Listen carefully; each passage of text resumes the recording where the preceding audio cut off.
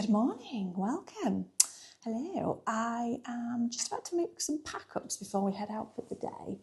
But I thought I'd just have a little chat to you about gratitude. So let's go. So basically, I am currently doing a 22-day gratitude practice. I'm on day 3, and it just made me think like, the importance of gratitude. And I think it's so easy for us to just go, yes, I'm a grateful person, I'm always saying thank you. But there's a difference. There's 100% a difference between being grateful, saying thank you, and really embodying gratitude, and being grateful for the life that you have. And even if things are not going exactly how you plan them to, still being grateful, because we're all on a journey. So my gratitude practice is very similar to the magic, if anybody's ever done the magic, Rhonda Byrne. If you haven't, stop this video right now, get on Amazon, buy the book and do it for the next 28 days. It'll change your life. It's brilliant. We always do it at the beginning of the year. There's a few of us that do it, and it's really helpful to have accountability buddy because it's not easy. It's an easy practice. It's just not simple to kind of stick to. It's grueling. It doesn't take very long. It's normally 10 to 15 minutes. Some practices are a little bit longer, but every single day you do gratitudes on a morning. Now, this practice that I'm doing this time is not the magic. It's Grateful as Fuck, Francesca Amber, but it's based on the magic. So it's actually less intense than the magic. I don't think there's anything like the magic. I don't think it can be replaced. Fran has tried, but I don't think she's mastered it, because every day you have to write 3 blessings on a morning. So the minute you wake up, you have your book next to your bed and you write your gratitudes or your blessings. And she only wants us to do 3. And when you do the magic, you do 10. And personally, I think 10 is better. It's a little bit more intense. Fran's argument against this is it's like these are more, you're kind of working on 3 that you're really grateful for rather than just trying to find 10. But I think when you start working that muscle, that gratitude muscle, it gets easier. And to start with, you find yourself repeating yourself a lot. But as time goes on, you focus on that day or the 24 hours around it, etc. And it gets easier. I 100% believe it's a muscle. And it's as important as any other muscle, in my opinion, as well, because who doesn't want to be grateful? Who doesn't want to? My friend said the other day about gratitude, she said, it just makes life easier. And she's right. She's 100% right there, because what happens is we go through life and we can all easily pick out the bad things. Like that's easy, isn't it? Like we've had a bad day, the weather was bad, work was crap, blah, blah, blah, blah, blah, we're tired. But why not focus on the positives? Why not do that? Because life is better. Life is just easier when we focus on the good things. And we're not trained to do this. We have to learn to do this, but why not start now? So basically, let me run you through some of the gratitude practices I love to do. So first thing on a morning is obviously I have a book. Chris got me a diary for my birthday, which is the 1st of January, so that's very convenient. And it's a paper chase and it's 1 page per day. So it's very useful because I know I've done them every single day or haven't done them in some cases. So that's very useful. So I use that to gratitude every day. What I do is I just wake up in the morning, I lay for a few minutes, take in the day, think about what I've got planned or what I was dreaming about maybe, etc. And then I turn over, get my diary out and go for it. I have been doing 3, but I think after this 22-day practice, I will go back to 10 because I do think, like I say, it's better. It does take a little longer. If you press for time, go with the 3. But I think 10's good. If you've got the time, do the 10. Don't rush it. Go for the 10. We can be grateful for 10 things. And all you have to do is say, number 1, I'm truly grateful for whatever you're grateful for and because. And then once you've gone through them all and you've wrote them all, you go back over them and you read them out loud if you can. If it's a bit weird too, for whatever reason, then don't do that. If you're doing it on the train or you don't know, your partner's asleep or something, you don't want to do that, then you can just read it in your head and then say thank you 3 times. Thank you, thank you, thank you. It's kind of like then really ingraining it into you. Make sure you've got it really into your body. You've not just unconsciously gone through your list. So that's up there with the best thing to do. We also bookend our day with gratitude. So at the end of the day, us as a family, we always do our magic rock, which is part of the magic.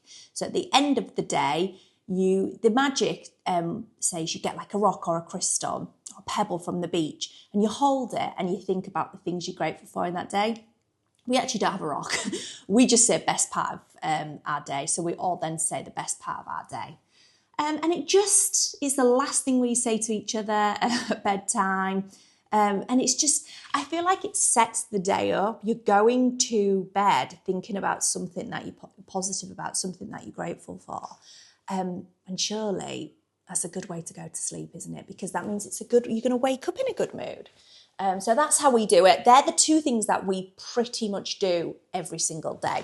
Now, when I say we do them every day, we do. However, we don't put a lot of pressure on ourselves. Like there's a lot going on around morning routines and that strict hustle morning routine. Get up, drink water, meditate, work out, journal, sit in silence. And you're supposed to do all this before you then get the kids up and go to work.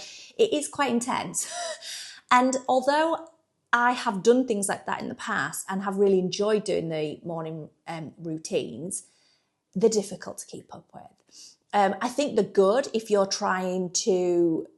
if you've got like a busy schedule for whatever reason and you're like, right, I'm going to get through this period and I know that this hour has to be mine on a morning before everybody gets up and I go off to work, then that's great. Use it then. And that's when it's worked best for me. Personally, when I could get up before Oliver went to school, before I went to work, that was the only hour I was going to get and do it.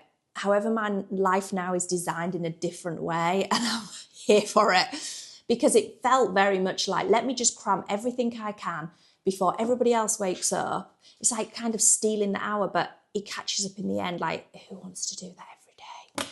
It's tiring. Unless you like to get up, unless you naturally get up at 5 a.m. every day, then go for it. Do you, if that works for you.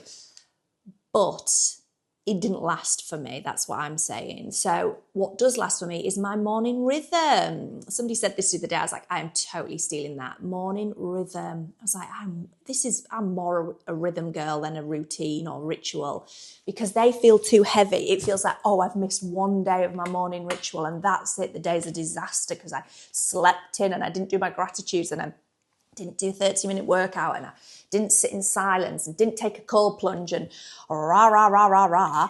But if you have a morning rhythm, because at the end of the day, everything changes. Life is about change. It's about ebb and flow. Some stages and phases of life, you might be able to do certain things and others you won't be able to or even want to. It's really important to just not give yourself too much pressure of trying to achieve everything all in the morning if that's not what you want to do. If you want to get up and do some gratitudes, it's easy. Roll over, notepad out, and just be grateful. That, I personally think, is a much nicer way to start the day than rushing around, trying to do 1,000,001 things. I'm not saying it's easy and it's not something we can all achieve straight away. Because like I said, I know when Oliver was at school and I was going to work, that did actually work for me.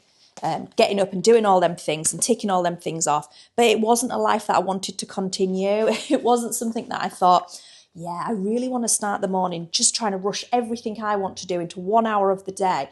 No, I want to spend all day doing the things I want to do. So there you go. So that's 2 of them. So yeah, gratitude on the morning, magic rock on the nighttime. Some people call it different things. Some people do the Kardashians in particular. They do the highs and lows, peaks and what do they call it? Peaks and pit? Is that what they call it? They often do that around the dinner table. We actually don't do anything around the dinner table. in terms of high and low. The only thing we do in the daytime is high-low buffalo, which is high of the day, low of the day, and something interesting. I'm not a massive advocate for talking about the lows. I'm more of a let's talk about the high things repetitively. If you've got some lows, you know, of course you've got to talk about them. You can't just bury them and not talk about them. But I do think, you know, if you haven't got a low, let's not force a low. Let's just work on the highs. So that's our ritual. Now, also, one of my favourite, and I've done it this morning, which is why I'm thinking about it, is my friend invented this, and it's genius. So basically, in the magic, one of the days, because every day is like a different thing. Like today, you pick 3 family members and you write a gratitude list on each of them. And then you share it with them, because why not? Like, who doesn't want to hear how great they are? Like, share it with your family. If you can't share it with your family, then it's not ideal, is it? And I know some people can't share it with their families, but I reckon you could pick 3. Your husband, your child, your mum, your auntie, your niece, your nephew. Like, I think you can do it. If you try, you can do it. And even if you can't do it and share it, I think you can do it, because you've got to be able to be grateful for even the shit stuff, unfortunately. And there is always positive. There's always something positive. So that's just the practice today, but there's lots of different practices. And one of the other practices is to be grateful for your body. And my friend, Helen, who's an absolute legend, she just up-leveled it. She up-leveled, and what she does is she does a whole moisturising meditation. She's like creating this meditation on her platform where I think it's about 8 minutes, you listen to the meditation and you moisturise your body from top to toe. And you just feel really bloody grateful. Like, you feel amazing to do. I mean, that's like pure luxury, isn't it? Like, get in a shower and moisturising your body within an inch of its life and being grateful. I mean, that's like luxury right there, isn't it? Or is that just me? It just feels a great way to start the day or finish the day. Or why not just have a bath in the middle of the day and do it? Like, who am I to judge? So that is what I've done this morning. I've moisturised from top to toe and bloody loved it. It was great. So that's another hack. And there's lots more. There's lots of walking ones. There's lots of being grateful for your work or your money. And there's loads of different practices for it. I won't go into all of them because there's 30 of them in the magic and 22 in the one I'm doing now. So that's quite a lot. Just to chat about the power of gratitude and how it can really just change your mindset. And if you focus on the things that you are grateful for, it really does truly make life easier. So I'm off to finish this and get my child up because we need to be leaving very soon. And I think he's still asleep, bless him.